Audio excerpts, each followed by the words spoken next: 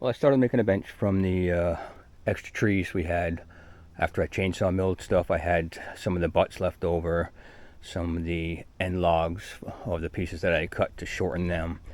I needed, I don't need, shall I say, I wanted to make a bench here for the fire pit. Now, this was very simple, so I didn't film anything because it's pretty basic.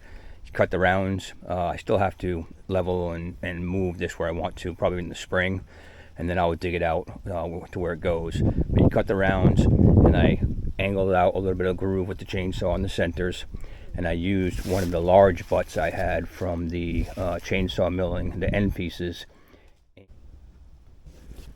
So I used one of the butts I had here from the chainsaw milling, and as you can see, it's pretty thick.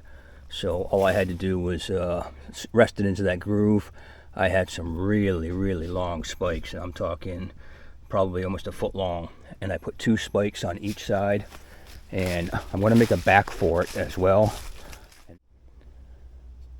And what I'll probably end up doing is I'm going to either plane it down or sand it down with a belt sander.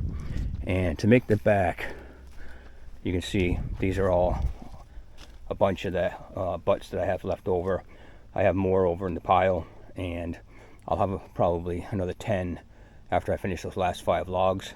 But and I also had you can see that, a long, fairly decent small tree that I had to cut to clear some space out above, and I left it up top along with 4 or 5 others.